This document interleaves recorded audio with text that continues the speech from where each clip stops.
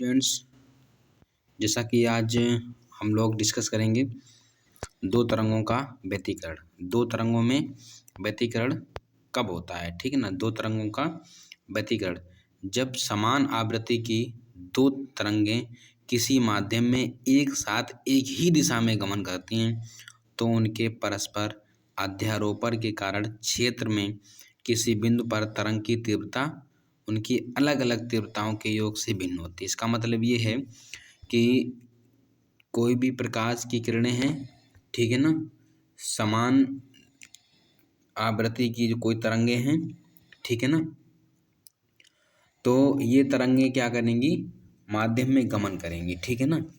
Suppose करिए कोई दो तरंगे हैं, ठीक है ना, या दो से अधिक तरंगे हैं, ठीक है ना, तो वो क्या करेंगी, माध्यम में गमन करेंगी, ठीक है ना। जब माध्यम में वो गमन, मान के लिए यहाँ सोर्स है कोई, ठीक है ना, यहाँ से प्रकाश की किरणें निकल रही हैं, कोई दो किरणें माध्यम में समान आवृत्ति की, फ्रीक्वेंसी कैसी है, सेम है, समान आवृत्ति की तरंगें क्या करेंगी, गमन करेंगी, ठीक है ना, और एक साथ एक ही दिशा में गमन करेंगी तो उनके परस्पर अध्यारोपण के कारण, ठीक है ना, यानी कि उनके परस्पर विस्थापन, जो उनमें डिस्प्लेसमेंट होगा, ठीक है ना, जो भी उनमें परिवर्तन होगा, ठीक है ना, जो भी परिवर्तन होने के बाद में जो भी किरणें उससे उत्पन्न होंगी उनकी जो तीव्रताएं होगी, माध्यम के कुछ बिंदुओं पर तीव्रता अधिकतम होगी और कुछ बिंदुओं पर तीव्रता न्यूनतम होगी। इसी घटना को प्रकाश का व्यतिकरण कहते हैं। इसका मतलब हो गया अधिकतम, यानी कि इसको बोलेंगे डार्क, ठीक है ना, इसको बोलेंगे सॉरी लाइट, इसको बोलेंगे डार्क, ठीक है ना, यानी कि चमकीला हो गया, और ये लाइट मतलब कि सॉरी ये लाइट हो गया, और ये, या इसको बोल सकते हैं ब्राइट, चमकीला, इसको बोलते हैं डार्क, ठीक है ना। डार्क मतलब क्या होता है, डॉट भी बोल सकते हैं, ठीक है ना। तो जो भी हमारा व्यतिकरण होता है, इसकी सिंपल सी परिभाषा हो गई कि जब समान आवृत्ति की दो तरंगें किसी माध्यम में एक ही दिशा में चलती हैं तो उस माध्यम के कुछ बिंदुओं पर तीव्रता अधिकतम होती है और कुछ बिंदुओं पर तीव्रता न्यूनतम होती है। इसी घटना को प्रकाश का व्यतिकरण कहते हैं। अब इसमें बात आ जाती है संपोषी व्यतिकरण की और विनाशी, यानी कि जहाँ पर तीव्रता अधिकतम होगी, यानी कि जहाँ पर ब्राइट बनेगी वहाँ पर संपोषी व्यतिकरण होगा, और जहाँ पर न्यूनतम तीव्रता होगी वहाँ पर विनाशी व्यतिकरण बनेगा।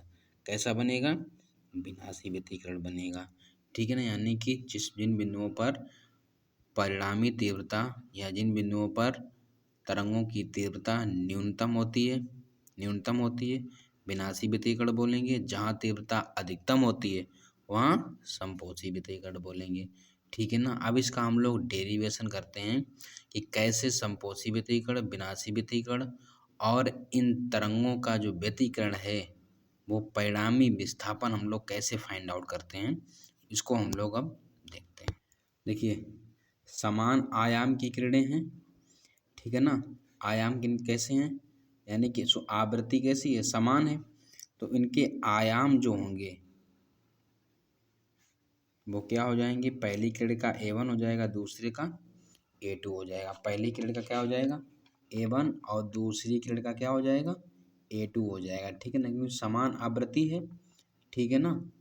और इसके बाद में इनका, जैसे कि मान चलिए यहाँ से तरंगें चलना स्टार्ट हुई, ठीक है ना, स्मॉल t समय के बाद यहाँ से चलना स्टार्ट हुई किरणें, और स्मॉल t समय के बाद में ये किरणें किसी बिंदु पर पहुंच गई, ठीक है ना, किसी दूसरे बिंदु पर पहुंच गई किरणें, तो स्मॉल t समय में इनका जो भी विस्थापन होगा वो y1 से कितना हो जाएगा, y2 हो जाएगा। कितना हो जाएगा, y1 से y2 हो जाएगा, और इनके बीच का जो कलांतर होगा क्या होगा, कलांतर होगा, वो क्या हो जाएगा, फाई। कलांतर का मतलब ये होता है कि जो किरण किस एंगल से आ रही है, किस एंगल से जा रही है, यानी कि उनके बीच का जो भी डिफरेंट है, जो भी उनके कोणों में परिवर्तन होता है और उसको क्या बोलते हैं, कलांतर बोलते हैं। क्या बोलते हैं, कलांतर बोलते हैं, ठीक है ना।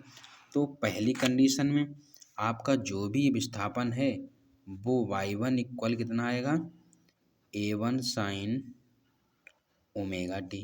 क्या आएगा, a1 साइन ओमेगा टी। फिर दूसरी कंडीशन में आपका आएगा y2 equal a2 sine omega T plus five. इसमें फाइव आपका ऐड हो जाएगा, ठीक है ना। क्यों, क्योंकि जैसे आपका जो ओमेगा है, ओमेगा बराबर क्या होता है, ओमेगा बराबर होता है 2 पाई अपॉन एन, सॉरी 2 पाई एन होता है। ओमेगा बराबर कितना होता है, 2 पाई एन। क्यों, क्योंकि एन जो है यहाँ पर वो आपकी क्या है, आवृत्ति है, फ्रिक्वेंसी। ये कैसे आया, एन इक्वल क्या होता है, 1/t, यानी कि आवृत्ति इक्वल होता है 1/आवर्तकाल। क्या होता है, आवृत्ति इक्वल 1/आवर्तकाल, जिसको बोलते हैं टाइम पीरियड। और टी बराबर जो होता है, इसका फार्मूला होता है, टी का जो फार्मूला होता है ये होता है 2 पाई अपॉन ओमेगा, ठीक है ना। इसकी वैल्यू जब यहाँ रखेंगे तो एन इक्वल आएगा 1/2 पाई अपॉन ओमेगा। ओमेगा ऊपर चला जाएगा तो ये आएगा एन इक्वल ओमेगा अपॉन 2 पाई, इसका मल्टीप्लाई इधर होगा तो आएगा ओमेगा इक्वल 2 पाई एन। तो ये ओमेगा इक्वल जो वैल्यू यहाँ पुटअप की गई है आपकी, ये ओमेगा टी, तो यहाँ 2 पाई एन ही वैल्यू है इसकी। जैसे ये जो इक्वेशन माना था इसको फर्स्ट मान लो, और ये जो इक्वेशन आपकी है इसको क्या मान लो, सेकेंड मान लो, ठीक है ना। अब हमारा परिणामी जो विस्थापन है, क्या, परिणामी जो विस्थापन होगा वो हमारा आएगा y equal y1 plus y2, ठीक है ना। y1 y2 की वैल्यू पुटअप करो, यह आएगा a1 sine omega T plus a2 sine omega T plus five, ठीक है ना। अब इसको यहाँ से सॉल्व करते हैं, जो फार्मूला खुलेगा तो यह आएगा y equal a1 sine omega T plus a2, इसकी वैल्यू, इसकी साइन ए प्लस बी की फार्मूला खोलेंगे। क्या खोलेंगे, साइन ए प्लस बी क्या होता है, sign A cos B plus cos A sine B, ये पूरा फार्मूला होता है, ठीक है ना। यहाँ पर पुटअप करेंगे तो आएगा साइन ए की जगह पे ये ए होगा, ये बी होगा, तो जाएगा sine omega T into cos five, फिर plus cos omega T into sine five, ठीक है ना। इस a2 का अंदर मल्टीप्लाई करो दोनों जगह तो ये आ जाएगा y equal a1 sine omega T a2 sine omega T cos five plus a2 cos omega T sine five, ठीक है ना। यहाँ साइन ओमेगा टी कॉमन ले लो तो आएगा y equal sign omega T, तो यहाँ बचेगा a1 प्लस a2, यहाँ a2 cos five, a2 cos five, ठीक है ना, प्लस यहाँ इन दोनों को पास हम कर लेंगे a2 sine five cos omega T, ठीक है ना। ये आपकी जो भी वैल्यू है ये, इसको हम लोग लेट करेंगे। क्या लेट करेंगे, a1 plus a2 cos five equal A cos theta मान लेंगे, ठीक है ना, माना। और इसकी जगह हम लोग मानेंगे a2 साइन फाइव इक्वल ए साइन थीटा। इसको इक्वेशन नंबर 3 और इसको इक्वेशन नंबर 4, ठीक है ना। इक्वेशन नंबर 3 और इक्वेशन नंबर 4 क्या करेंगे, इसमें वैल्यू पुटअप करेंगे तो ये आ जाएगा y इक्वल ये साइन ओमेगा टी, इसकी जगह क्या वैल्यू पुटअप करेंगे, ए कॉस थीटा प्लस इसकी जगह पे A sine theta cos omega T. तो आएगा वाई, इन दोनों से ए कॉमन आ जाएगा, ए बाहर ले लो, ये आएगा sign omega T cos theta sine theta cos omega T. आएगा वाई इक्वल ए, ये दोनों पूरा formula sine A cos B plus cos A sine B, तो साइन ए प्लस वी, ये बन गया। इसको समीकरण 5 डाल दो, ठीक है ना। अब क्या करेंगे, ये समीकरण जो हमारे बने थे 3 और 4 इनका दोनों पक्षों का वर्ग करके जोड़ेंगे। पहले क्या करेंगे, वर्ग करेंगे फिर जोड़ेंगे। वर्ग करके जोड़ दिया, लेफ्ट लेफ्ट का स्क्वायर के जोड़ दिया, राइट राइट का स्क्वायर के जोड़ दिया, ठीक है ना। अब इसको हम लोग क्या करेंगे, ए स्क्वायर दोनों से कॉमन ले लेंगे, तो ये आएगा cos square theta plus sine square theta, इसका होल स्क्वायर कराएंगे, ठीक है ना। तो ये ए ये पूरा बी होगा, तो ये आएगा A square plus B square plus 2ab cos five, फिर यहाँ आ जाएगा a2 sign a2 square sine square 5, ठीक है ना।